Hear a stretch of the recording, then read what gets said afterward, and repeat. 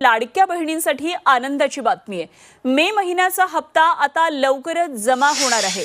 महिला बालविकास मंत्री आदिती तटकरे यांनी ही माहिती दिली आहे। लाडक्या बहिणींना एकत्रित लाभ मिळणार आहे। तर अद्यापही राज्यातल्या 80 लाख महिलांनी ई-केवायसी केलेली नाहीये। त्या महिलांनी लवकरात लवकर ई-केवायसी करावी यासाठी मुदतवाढही दिली आहे। एखादी जर स्कीम असेल तर त्याच्यामध्ये स्क्रुटिनी आणि त्याचबरोबर त्याच्यामध्ये जे काही ग्राउंड लेवलवरून ज्या काही वेळेला सूचना येत असतात त्यानुसार योग्य ती कारवाई केली जात असते। लाडक्या बहिणीचा हप्ता किती तारखेला मिळणार आहे? नाही, लवकरच लाडक्या बहिणीचा मे महिन्याचा हप्ता हा लाडक्या बहिणींच्या थेट खात्यामध्ये वितरित केला जाईल। याची प्रक्रिया सुरू आहे। अशाच पद्धतीने ही योजना पुढेही सुरू राहणार आहे। 2100च्या बाबतीतली जी भूमिका आहे ती राज्याचे मुख्यमंत्री देवेंद्र फडणवीस साहेबांनी, अजितदादांनी, शिंदे साहेबांनी सुद्धा वेळोवेळी मांडलेली आहे। एखादी महत्वाकांक्षी योजना ज्या वेळेला आपण आणत असतो त्यावेळेला त्याचा योग्य तो निर्णय राज्याचे मुख्यमंत्री आणि महायुतीचं सरकार ज्या वेळेला घेईल त्यावेळेला विभागाच्या वतीने आम्ही ते निश्चितपणाने या ठिकाणी घोषित करू। आज 1500चा लाभ देत असताना सुरुवातीला तर विरोधक म्हणायचे की हे 1500 पण तुम्हाला मिळणार नाहीत, पण त्यानंतर आम्ही ही योजना यशस्वीरित्या राबवली। त्याच्यानंतर म्हणायचे की निवडणुकीच्या नंतर ही योजना बंद होणार, पण आज 2,52,00,000 महिलांपर्यंत आम्ही हा लाभ त्या ठिकाणी पोहोचवत आहोत आणि आज 36,000 कोटींची जी तरण्यात आलेली आहे, जेणेकरून ही योजना अशाच पद्धतीनं पुढे सुरू राहावी। त्यामुळे आम्ही कुठलाही महायुतीच्या सरकारने लाडक्या बहिणींना दगाफटका दिलेला नाहीये। 2100चा योग्य तो निर्णय, जाहीरनामा किंवा एखादा ज्या वेळेला तुम्ही वचननामा असतं ते पुढच्या 5 पंचवार्षिक या संबंध या याच्यातून दृष्टिकोनातून तो ठेवलेला असतो। त्यामुळे त्या बाबतीतला योग्य तो निर्णय हा महायुतीचं सरकार हे निश्चितपणाने घेईल। पण आपल्या माध्यमातून मला लाडक्या बहिणींना सांगायचंय की ही योजना कधीही बंद होणार नाही आणि महायुतीच्या सरकारकडून अशाच पद्धतीनं चालू राहील। आपल्या माहितीसाठी मला सांगायचंय की मार्च महिन्यापर्यंतचा जो हप्ता आहे तो अर्थसंकल्पाच्या आधीच वितरित झालेला आहे आणि ही जी तरतूद आहे ही पुढच्या महिन्यांपर्यंत आहे। डिसेंबर महिन्यांमध्ये ज्या वेळेला ही जी केलेली तरतूद आहे या पलीकडे जर आपल्याला लाभासाठी तरतूद करावी लागली तर डिसेंबरच्या अधिवेशनामध्ये ती निश्चितपणाने करण्यात येईल। 36,000 कोटींची तरतूद जी आहे, पहिले वर्षाचे 3 महिन्याची तरतूद ही आधीच उपलब्ध करून दिलेली आहे। आता राहिले तुमचे 9 महिने आणि मग त्याच्यानंतर डिसेंबरच्या अधिवेशनामध्ये जर पुढच्या 3 महिन्यासाठी लागली तर त्या पद्धतीने ती पुरवणी मागण्यांमध्ये केली जात असते। त्यामुळे या योजनेला यशस्वीरित्या राबवण्यासाठी जी काही तरतुदीची गरज आहे दर महिन्याच्या लाभाकरिता ती या अर्थसंकल्पामध्ये झालेली आहे। नोंदणी सुरू झाल्यापासून आतापर्यंत किती महिलांनी स्वतःहून सोडलेल्या आहेत किंवा किती महिलांना वगळण्यात आलेल्या आहेत, त्याचबरोबर इतर ज्या योजना आहेत म्हणजे निराधार योजना असेल किंवा इतर योजना, या महिलांना या योजनेचा लाभ कशा पद्धतीने दिला जाणार? जे टोटल रजिस्ट्रेशन विभागाकडे झालेलं होतं ते साधारणपणे 2,63,00,000 असं होतं, पण हे जुलै ऑगस्ट महिन्यापासूनच होतं आणि जुलै ऑगस्ट महिन्यापासूनच स्क्रुटिनीची जी प्रक्रिया आहे ती त्या ठिकाणी सुरू आहे आणि पात्र महिला ज्या आहेत, लाडक्या बहिणी ज्या आहेत त्या साधारणपणे 2,52,00,000 2,53,00,000 इतके त्या ठिकाणी असतात। आधार सीडिंग ज्यांचे अकाउंट झालेले आहेत त्यांना दर महिन्याचा लाभ वितरित होत असतो। नमो शेतकरी योजनेचा जे लाभ घेतात त्यांना नमो शेतकरीचे 1000 आणि मग वरचे जे 500 आहेत ते त्या ठिकाणी लाडक्या बहिणीच्या या तरतुदीतून मिळत असतात। संजय गांधी निराधार योजनेच्या ज्या लाभार्थी आहेत त्यांना 1500चा लाभ हा संजय गांधी निराधार योजनेतूनच मिळत असतो। त्याच्यामुळे या योजनेतून मिळण्याचं त्याच्यामध्ये काही कारण नाही। या व्यतिरिक्त 4 चाकी वाहनं असणारी असतील किंवा जिल्हा स्तरावरून ज्या तक्रारी आम्हाला प्राप्त होतात त्या पद्धतीनं ती योग्य ती कारवाई आहे ही केली जात असते आणि परत ज्यांनी आम्हाला या योजनेचा लाभ नको आहे किंवा आम्ही या योजनेच्या लाभासाठी आता पात्र नाही आहोत असे जे अर्ज आहेत हे काही हजारांच्या संख्येमध्ये आहेत। त्याच्यामुळे गेल्याही महिन्यात साधारणपणे 2,40,00,000 पेक्षा अधिक महिलांच्या खात्यामध्ये हा लाभ वितरित झालेला होता आणि यंदाच्याही महिन्यामध्ये साधारणपणे तितकाच आकडा आधार सीडिंग जसे जसे होत जातात त्यानुसार त्या पात्र भगिनींच्या खात्यामध्ये जमा होत आहे। एक आरोप विरोधकांकडून असंही केला गेला, विधान परिषदेत सुद्धा चर्चा झाली की निकष आधीच ठरलेले होते, मग अंमलबजावणी करताना कुठे गडबड झाली का किंवा सरकारी तिजोरीतला पैसा नियमबाह्य वापरण्यात आला का त्याच्यासाठी, जर इतक्या महिला आता अपात्र होत असतील? नाही, एक तर मला आपल्या माध्यमातून स्पष्ट करायचंय की स्क्रुटिनी ही आम्ही सुरुवातीपासूनच करत आलेलो आहोत, याच्यामध्ये काही वेगळं नाहीये।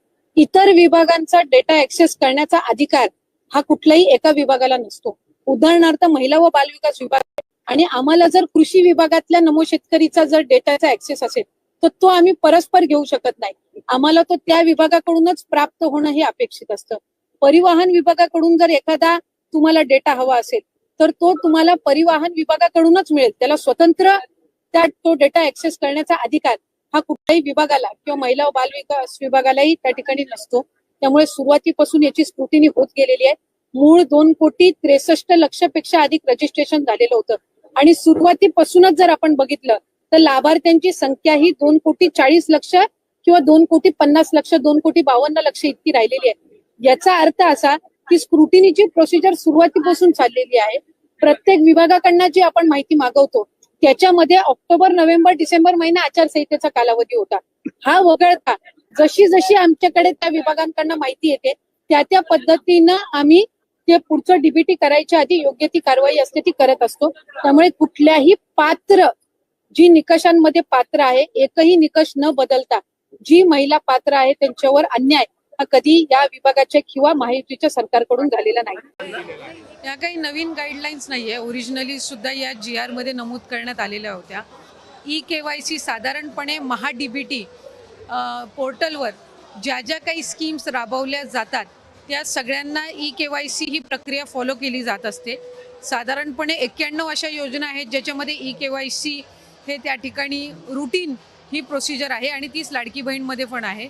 फक्त KYC राबवत असताना आपल्याला UDIचे अधिकृतता घ्यावी लागते, ऑथोरायझेशन घ्यावं लागतं आणि त्याच्यासाठी साधारणपणे 118 बाबींची पूर्तता करावी लागते आणि या बाबींची पूर्तता केल्यानंतर ते ऑथोरायझेशन आपल्याला मिळत असतं आणि या संपूर्ण ऑथोरायझेशनला साधारणपणे 8 ते 9 महिन्याचा कालावधी लागत असतो. त्याच्यामुळे आम्ही ऑथोरायझेशन मिळण्यासाठीची प्रक्रिया ही 8-9 महिन्यांपासून सुरू केली आणि ती मिळाल्यानंतर आम्ही KYCची प्रक्रिया ही सुरू केलेली आहे. KYC मुळे ज्या लाभार्थी आहेत त्यांना अधिकचा फायदा होणार आहे कारण त्यांचं KYC ऑथोरायझेशन झालं की त्यांना नियमित लाभ मिळणार आहे. म्हणजे या ज्या तक्रारी आहेत की 1 महिन्याचा लाभ मिळाला, दुसऱ्या महिन्याचा मिळायला विलंब झाला, तिसऱ्या महिन्याचा त्या ठिकाणी थांबला गेला, तर या सगळ्यामध्ये सरळता आणि त्याचबरोबर सुलभता ही त्या निमित्ताने येणार आहे. त्याच्यामुळे या 2-3 महिन्याच्या कालावधीमध्ये जे लाभार्थी आहेत त्यांनी KYC करून घेणं आहे आणि याच्यातून त्यांना फक्त लाडकी बहीण योजनाच नाही तर शासनाच्या वेगवेगळ्या ज्या योजना आहेत ह्याचा सुद्धा पुढच्या कालावधीमध्ये लाभ होण्याच्या दृष्टिकोनातून हे महत्त्वपूर्ण आहे. ही योजना जी आहे ही महिलांमध्ये, लाडक्या बहिणींमध्ये अतिशय लोकप्रिय आहे. महिलांना त्याचा लाभ मिळतोय. कुठेही आम्ही याच्यामध्ये लाडकी बहिणीची संख्या कमी करण्याचा प्रयत्न नाहीये. मी म्हटल्याप्रमाणे KYCतून महिलांना रेग्युलरली नियमितपणाने लाभ देण्यामध्ये म्हणजे ज्या लाभार्थी महिला आहेत त्यांना लाभ मिळण्यामध्ये आणखीन सुलभता येणार आहे आणि या व्यतिरिक्त पुढं सुद्धा शासनाच्या ज्या वेगवेगळ्या योजना निघतील एकदा त्यांचं KYC झालेलं असेल की पुढच्या काही योजनांसाठी सुद्धा त्यांना ॲडिशनल काही प्रोसिजर्स कराव्या लागणार नाही. लाडकी बहीण योजना आणायच्या आधी जवळपास म्हणजे आत्ता जे काही 2-2.5 कोटी लाभार्थी आहेत याच्यापैकी 50 लाखपेक्षा अधिक लाभार्थी असे होते ज्यांचं आधार कार्ड त्यांच्या बँक अकाउंटला सीडेड नव्हतं. ते या लाडकी बहीण योजनेच्या माध्यमातून झालं. 50 लाखपेक्षा अधिक लाभार्थ्यांचे आधार कार्ड हे त्यांच्या बँक खात्यासोबत सीडेड झाले म्हणजे त्यांच्यासोबत लिंक झाले. याचा अर्थ असा की त्या ज्या महिला बऱ्याचशा वेळेला आधीच्या योजनांपासून वंचित राहिल्या असतील किंवा त्यांचं अकाउंटच त्या ठिकाणी बँकेचं नसेल ते याच्यातून त्या ठिकाणी या योजनेतून तयार झालं. अशा बऱ्याचशा योजना महिला आहेत ज्यांच्या बँकच्या खात्यामध्ये फक्त 50-100 रुपये होते पण आज दर महिन्याला त्यांच्या बँकच्या खात्यामध्ये या लाडकी बहीण योजनेतून 1500चा लाभ हा वितरित होत असतो. KYC बंधनकारक असेल प्रत्येक लाभार्थ्याला 100. लाडकी बहीण योजना अत्यंत महत्त्वपूर्ण अपडेट. लाडक्या बहिणींच्या खात्यामध्ये पुन्हा एकदा त्यांचा हप्ता जमा होणार आहे. मार्च-एप्रिल हप्ता प्रत्येक लाडक्या बहिणींच्या खात्यावरती जमा झालेला आहे. ज्या बहिणी या योजनेमध्ये पात्र होत्या त्या सर्व बहिणींच्या खात्यामध्ये हा हप्ता जमा झाला आहे आणि अपात्र बहिणींच्या खात्यामध्ये मात्र हा हप्ता जमा होऊ शकला नाही. ज्या बहिणी पात्र होतात त्या बहिणींच्या खात्यामध्ये आता मे आणि जून महिन्याचा हप्ता सुद्धा वितरित होणार आहे. त्याचं नियोजन सुद्धा झालं आहे. स्वतः आदित्य तटकरे यांनी सुद्धा ही माहिती दिलेली आहे आणि केवायसी संबंधी सुद्धा अपडेट त्यांनी या व्हिडिओच्या माध्यमातून दिले आहे. ज्या बहिणींना अजूनपर्यंत योजनेचा लाभ भेटू शकत नव्हता, ज्या बहिणी पात्र असून सुद्धा काही कारणाने ते अपात्र ठरलेले आहेत, ज्यांनी केवायसी केली नाही, त्या बहिणींसाठी एक ऑप्शन देण्यात येणार आहे. या संबंधी संपूर्ण तरतूद सुद्धा या व्हिडिओच्या माध्यमातून देण्यात आलेली आहे. तुम्ही चॅनलवरती नवीन असाल, तुम्ही व्हिडिओ पूर्ण बघितला असेल, व्हिडिओ आधी पूर्ण बघून घ्या आणि चॅनलवरती नवीन असाल तर नक्की चॅनलला सबस्क्राईब करायला विसरू नका, जेणेकरून तुम्हाला लाडकी बहीण योजनेची सर्वात मोठी जी अपडेट आहे, नवीन अपडेट असणार ते सर्वप्रथम तुमच्यापर्यंत पोहोचणार आहे.